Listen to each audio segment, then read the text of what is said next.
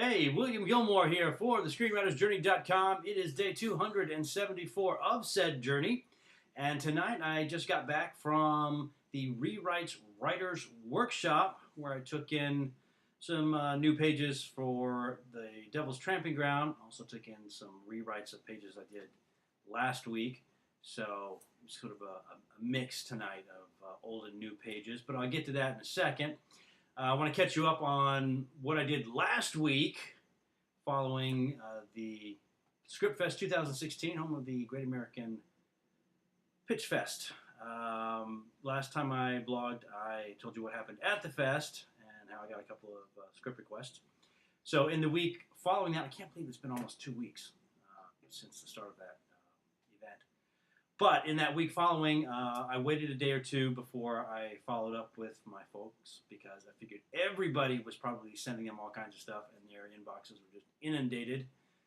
So on Tuesday or Wednesday, I contacted everybody who asked for a one sheet and forwarded that to them and proposed a nice little letter for each person, trying to remind them of who I was and why they wanted to look at this one sheet.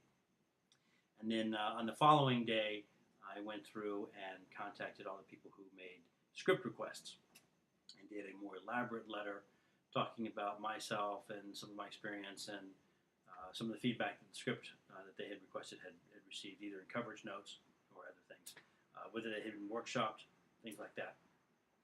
And the only script that I did not send out, I pitched come-ups, The Calling, and The Devil's Tramping Ground. The Devil's Tramping Ground was the only script that I did not send out on one of the requests because I am currently doing rewrites on that, and I would prefer to send them the latest version. The script is complete and exists as a sort of non-linear storytelling piece, and I've decided to straighten that out and put it back into a linear form and use all the things that I have learned so far on the journey and see if I can update that script and make it fresh and unique. And it's turning into quite a little challenge. One of the big things is it because it's a psychological horror. I was trying to set up a lot of stuff with the main character to set up his state of mind prior to all the scary stuff happening, and that means it's pushing all the scary stuff down. Probably it's happening too late for horror. And that wasn't a problem in the linear format because I was able to jump around and I introduced those scary elements earlier and then sort of fill in afterwards. And that doesn't work for the linear version, so it's taking a little too long. So I'm rewriting and taking it into workshops since this production company has asked for this script. I don't think they'll mind if I wait a week or two to try and get this script into shape, if I can do it that quickly, so that they have a really good version of the script when I send it to them. And it's an interesting thing about the Tramping Ground when I was pitching it at the Pitch Fest. Early in the morning, I was having problems getting any interest in it. People were turning that one down pretty much flat out. The other two, The Calling and Come-Ups, was getting a fair amount of traction, a little bit of heat. So I felt good about those, but I didn't quite understand what was going on with Tramping Ground because I thought it was a pretty good pitch. So one of the guys, actually the guy who ended up requesting it, had given me some good feedback on a pitch I'd done earlier on Come-Ups that he was interested in looking at. And so I went back to him and said, hey, I've got this script, I've been pitching it, and it's not going over well, and I don't know exactly why, so if you've got a moment, I'd like to go over it with you and see what you think. And I did my pitch for him, same pitch I'd been doing. He's like, wow, I really like that. He goes, I can't believe that other people aren't expressing interest in that. He goes, I would like to see that script. I was like, okay, great. And thereafter, whenever I pitched The Devil's Tramping Ground, it seemed to go over fairly well. And I got several other requests for the one sheet on it. So I guess it just depends on what people are looking for, and if you make that connection with them and they're interested in you.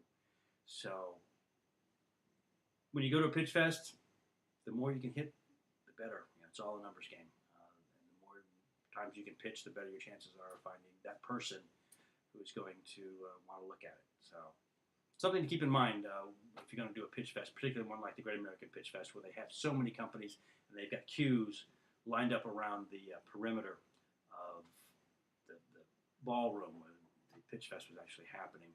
And you line up in a queue, they've got papers above the queue line. You know, this is line number 4, and this is company X, and line number 5 is company Y, and so on all the way down the way. And they had 130 companies scheduled to be there. And some of those companies were big companies, and a lot of people were getting in line for those companies, and you could wait up to an hour to get in. And you know, the lines on either side of them had nobody in line, so you might have been better off jumping in one of those smaller lines or empty lines and getting to pitch your script multiple times, as opposed to going to that one big company that probably really isn't interested in an unknown writer at this point. So something to keep in mind if you're going to do a pitch fest. Anyway, so that's what I did last week, and then I've been continuing to revise Tramping Ground over this past week. I did take some sort of time off over the Memorial Day holiday weekend because I was just exhausted. I just was going so hard for so long, and I'm just kind of like, I don't really want to do anything.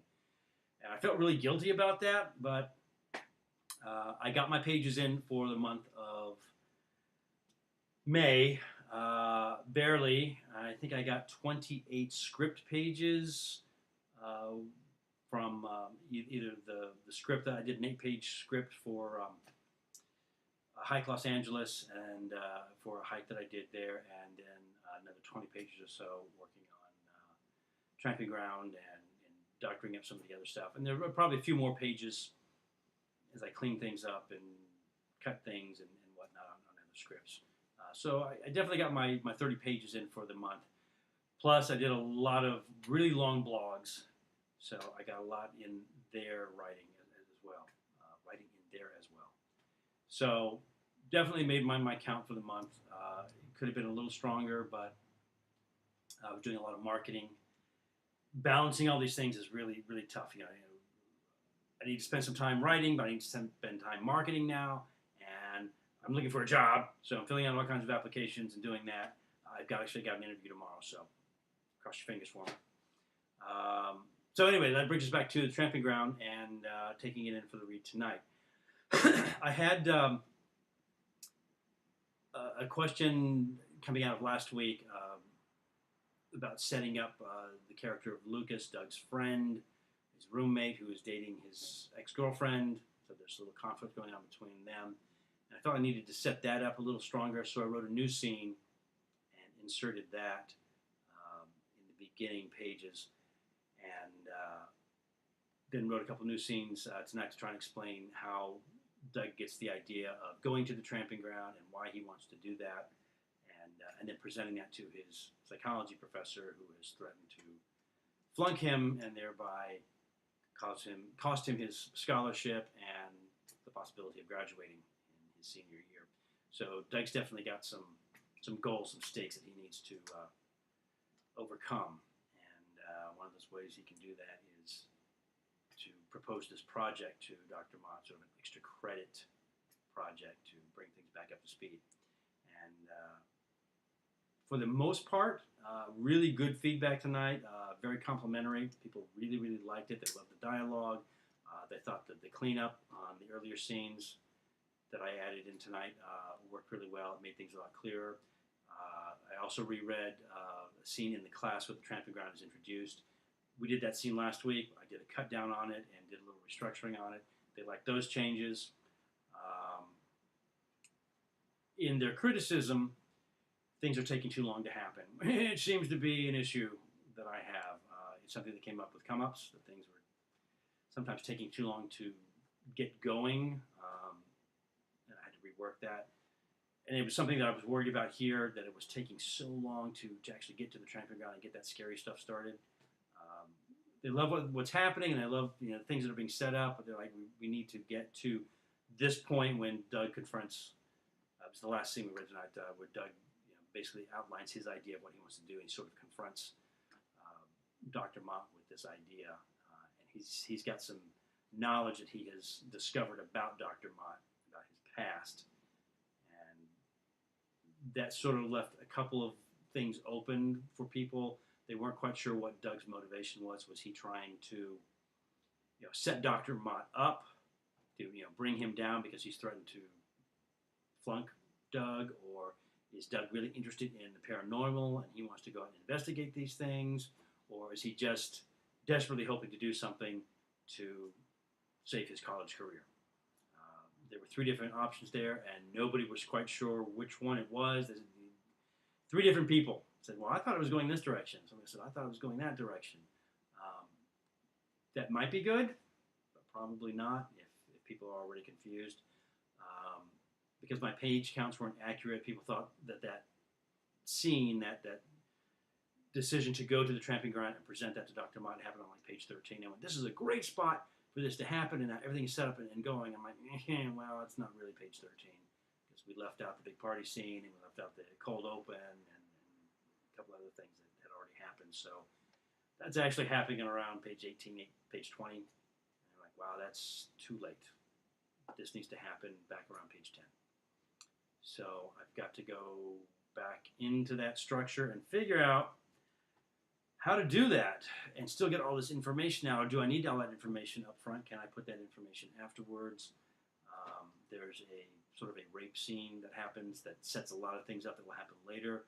Does that have to happen before the tramping ground, or can it be something that happens after they go to the tramping ground? And it might be interesting because right now, Doug getting involved in that situation, that makes it very much about him and not outside forces working on him. If they're actually there, we don't know. That's part of the mystery. But if it happens afterwards, the question can be, well, was that Doug that did that, or was it this evil influence that he seems to have picked up from the tramping ground causing him to do that? Or is it, does that evil presence actually exist, or is it something that is just happening in Doug's mind? Is it a guilt factor? And all kinds of ways I can go with it. The big thing is I gotta clean that up and shrink it down, and so I gotta figure out how to do that. I'll get more into the story in the next several blogs and explain what's going on there, and maybe do a write-up the way I did with come-ups in the beginning, explain that story, how I'm structuring it. Since I'm still figuring out that structure, it's kind of hard to do right now. But anyway, that's I think it pretty much brings us up to date on most things. I still want to talk to you about a couple of contests that I've entered and the We Screenplay first page feedback. WeScreenplay.com has an interesting a little bit going on their website where you can submit the first page of your screenplay to them for free, and they will give you a write-up on it and what they think is, are the characters set up well? Is the premise of your story set up well? Do we get an idea of what it is, what's going to happen? Do we know the genre? Does the dialogue, hook us? Do we want to read more? Because really you've got about 10 pages to really grasp your reader, to make them want to read the full script. And of course that first impression comes on the first page. And if you don't get a good impression on the first page, that's going to color the next 9. But if you get a good impression on that first page, you've kickstarted it to get them through those 10. And if they get through the 10 and they're still with it, they'll want to keep reading. Or so it goes. The theory, anyway. So I'll go over. I did come-ups and the calling. I sent both of them in, and I got feedback on both of those, and so I will let you know how those turned out next time. Anyway, it's late. It's about 12:30, and I need to go to bed because I have an interview in the morning. So that's all I have for tonight. I'll see you next time right here on the blog. Until then, please keep writing. I'm William Gilmore for the ScreenwritersJourney.com.